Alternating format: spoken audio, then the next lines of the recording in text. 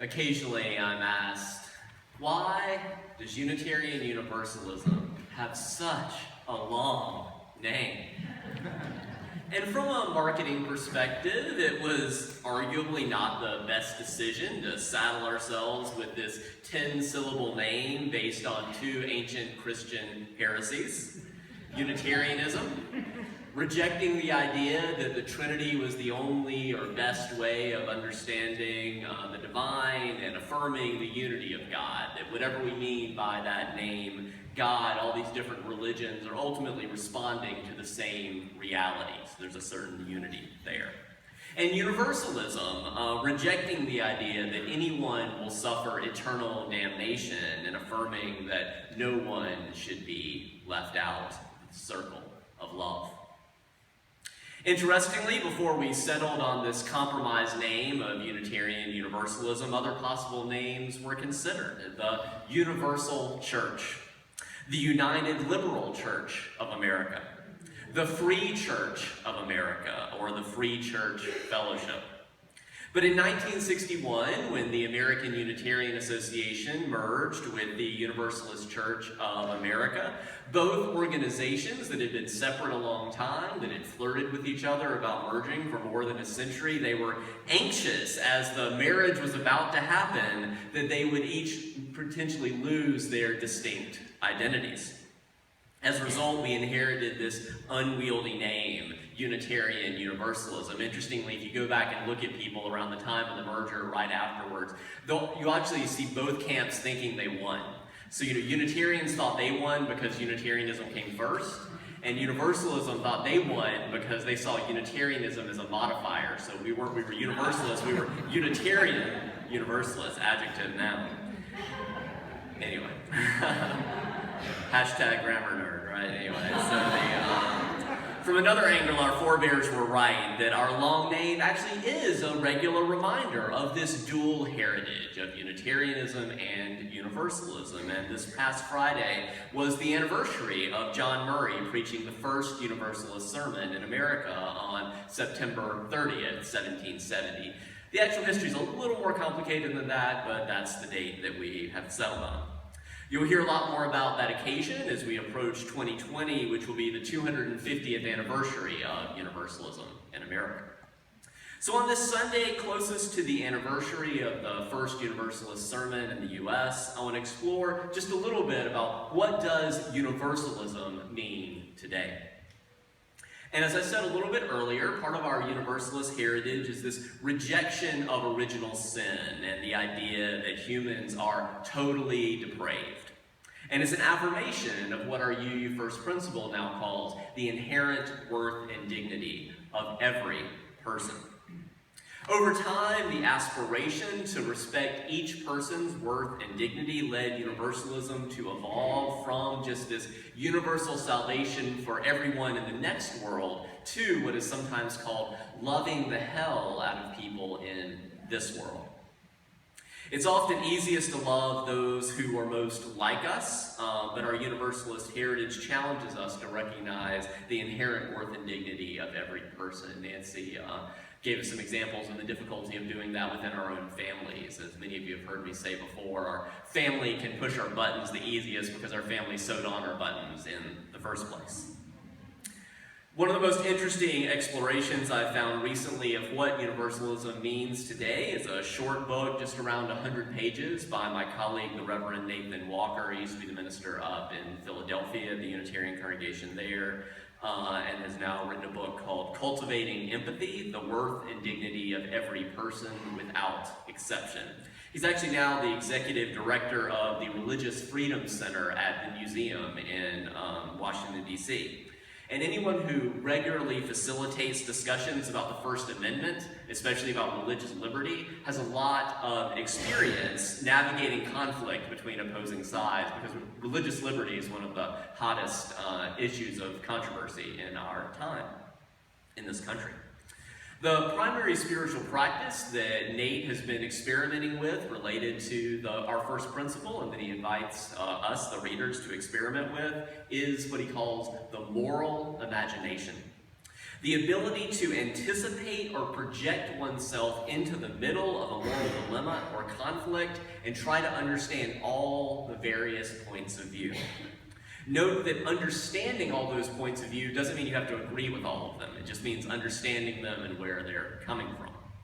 Along those lines, I'll admit that there are many people and groups in the world today that I do not yet fully understand, and I continue to try to use my moral imagination to increasingly comprehend where are they coming from.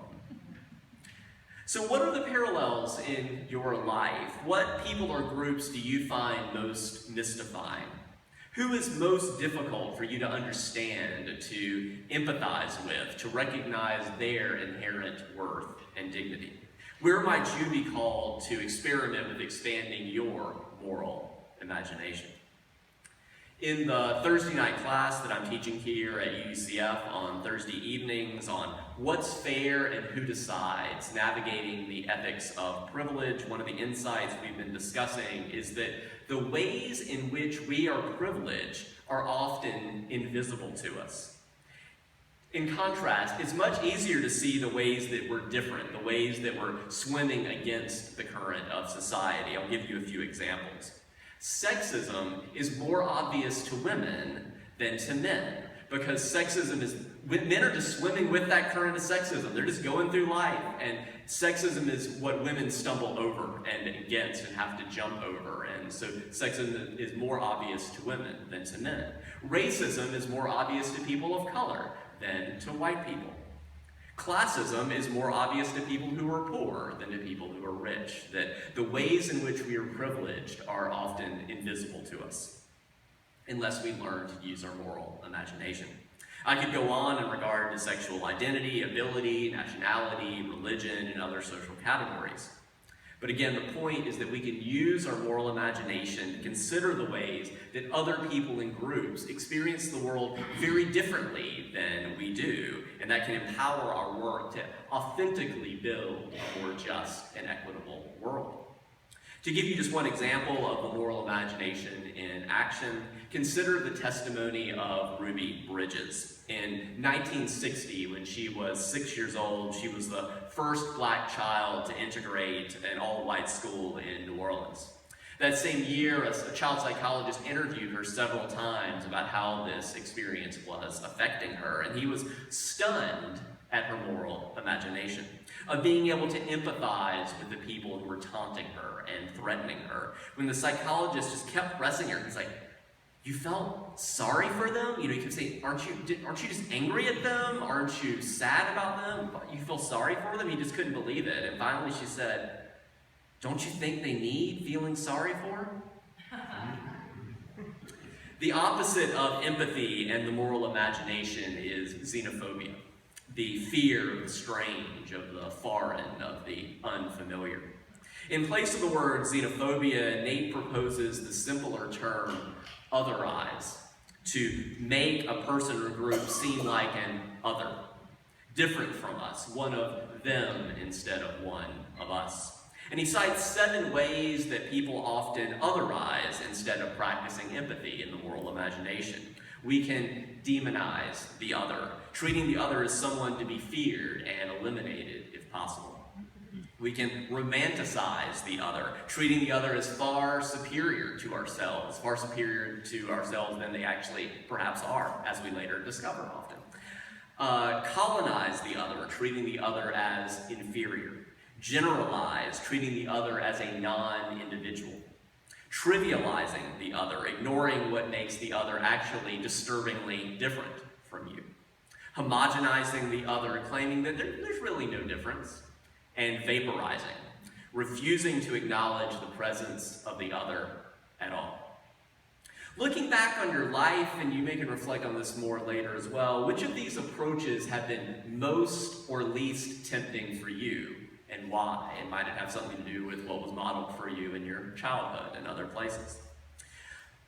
Which ones have you experienced most yourself of others acting that way to you, and which ones do you witness most frequently in our world today? There are many examples in Nate's book of wrestling with this tension between trying to be our best selves when we're relaxed and well-rested and most able, having the greatest capacity to empathize with others and to use our moral imagination, and that tension between when we are our worst selves, when we are under stress or tired and more likely to succumb to that temptation to otherize those around us. For now, I'll limit myself just to 2 examples, and as I share them, I invite you to think about what are parallel experiences in your life. Nate calls the first episode Meeting the 1%. He and his partner Vikram had arrived an hour and a half early to get a good seat at a highly anticipated lecture at a local university. Not long before the lecture was to begin, Vikram went to the bathroom. After he was gone, a woman approached his seat, picked up Vikram's coat, and Nate turned and said, "No, I'm sorry, that's reserved. He's in the bathroom." But she sat down anyway. He repeated himself, but she just stared straight ahead, ignoring him. She then passed Vikram's coat to her husband, who dropped it on the floor of the aisle. About that time, he spotted Vikram returning down the aisle, and Nate said, look, he's right there. And finally, she spoke to him and said, "We sponsored this event." In the midst of a stressful situation, let's just say that Nate's best self didn't emerge in the next moment. He began speaking loudly and at length in an attempt to publicly shame her, and concluded by saying, "You must be somebody really famous. Are you famous? If not, let me help you be." And he took out his smartphone and took a picture of her and said, "I'll call this one entitlement." As the light then dimmed in the theater, Nate and Vikram managed to find a seat in the back. Reflecting later, he realized that 2 days previous, he's a preacher after all, on Sunday morning he had said these words: "When we feel the impulse to be enraged, we must accept the invitation to be empathetic and to no longer make people the object of our aggression." It turns out the moral imagination is easier said than done. And by no means am I saying that we should be doormats when we encounter injustice. Rather, I think the invitation here is to become more conscious of our temptation to otherize people in times of stress and conflict, demonizing them, treating them as inferior, generalizing them in ways that ignore the reasons that may have led them to behave badly on this occasion. And here's an even more important twist. In addition to the intrinsic value of recognizing the inherent worth and dignity of every person, there's also an extrinsic value. Nate, for example, found that as he continued to otherize this woman, that as long as he did that, he was obsessed with her in this really unhealthy way. He kept rehearsing the story to everyone he met, showing them this picture that he took triumphantly. And for him, he finally decided, I've got to delete this picture. He also realized in retrospect that his righteous anger was amplified because this episode happened during the crackdowns on the Occupy Wall Street protesters, which had left him predisposed to anger, not really just at the rich generally, but especially at those who were rich and selfish. In contrast to his angry shaming of this woman, speaking from his best self, Nate has written, "I once believed it was powerful to condemn wrongdoers. I believed it was right to tear down other people's unexamined assumptions and vaporize those whose presence was not worthy of my attention. I believed that others were the cause of my aggression, and that others were to blame for my feelings of despair and disappointment and righteous indignation. I was doing justice, but I came to realize I was doing justice while being an ass. As Thich Nhat Hanh, a Zen Buddhist, once said, I came to set the prisoner free, only to realize that the prisoner was me." What might it look like in the coming days and weeks when we inevitably find ourselves stumbling into conflict with another, to take a step back and to use our moral imagination to consider, where is this person coming from? And how might my next actions, my next words emerge from my best self?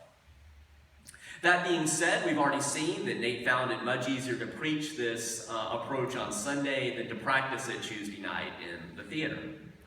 And for the second encounter, I want to complicate matters further with a story about Thich Nhat Hanh, whose wisdom was a capstone to our first example. Hanh is one of our great living wisdom teachers. He was nominated by the Reverend Dr. Martin Luther King Jr. for the Nobel Peace Prize. All that is true, and yet, a few years ago, when attending a retreat led by Hanh, Nate was taken aback when he discovered that men and women were required to sit separately in the meditation hall. As we've already seen, Nate is not a shy wallflower, so he actually, in this case, though, respectfully and compassionately asked Hanh about the reasoning behind this gender segregation, gender apartheid, if you will, which seemed like an obvious contradiction to his teachings about interdependence and non-duality. Hanh replied, "Ask any woman, and she will tell you she likes to be with other women. It's not segregation." And it obviously is, right? In general, Hanh is a source of tremendous wisdom and insight and experience. But on this point, in my judgment, and in Nate's as well, he appears to be unwisely defending an antiquated patriarchal practice using unconvincing and sexist reasoning that probably he hasn't actually talked to that many women about.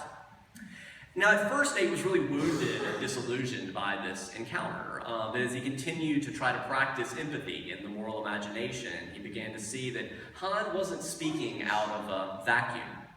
As wise as he is in many ways, he's also a product of his time and his social location, as we all are. Nate writes, "I began to see Hanh as a continuation of his teachers. He is, after all, literally the 42nd patriarch of the Lam Ti school of Zen Buddhism."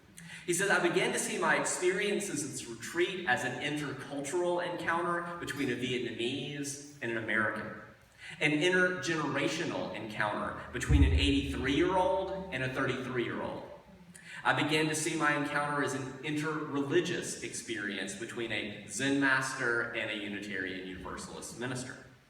And here's the key point. Nate says, "I began to see Thich Nhat Hanh as simply human, neither romanticizing him nor demonizing him." Because we otherize people not only when we demonize, generalize, and trivialize, but also when we treat them as lesser than ourselves, but also when we romanticize them and treat them as far superior to ourselves. What person or group are you most likely to falsely romanticize? How might your moral imagination help you more see fully the messy, imperfect humanity of that person or group? For now, I'll conclude with these words from Nate's book, Cultivating Empathy, the inherent worth and dignity of every person without exception. He writes, "It's possible for me to understand an other person's views without necessarily either agreeing with them or silencing my own voice. And understanding is a prerequisite for empathy. This encounter becomes an ethical one when we use the moral imagination to see our shared humanity and to dare to forge a new way of being with one another. When we observe oppression, let us develop strategies that free not only the oppressed, but also the oppressor. Let us remember that those who use their power to deny freedom to others are also imprisoned, even if they don't know it. They are also worthy of our care. Do not let their unjust actions inspire us to cruelty, or else we will soon become that which we set out against. Rather than shoving our foot on the oppressor's neck, let us learn and risk reaching out a hand, offering a seat, to show them and even ourselves a new way of justice-making by collectively experimenting with the moral imagination." Now, all of that is easier said than done, but I'm grateful to be with you on this journey to building the beloved community toward collective liberation. Collective liberation meaning when we all get free. So in that spirit of listening to one another more deeply and really noticing the fullness of one another in the coming days and weeks, I invite you to rise and embody your spirit. Let's sing together hymn 10:12, When I Am Frightened.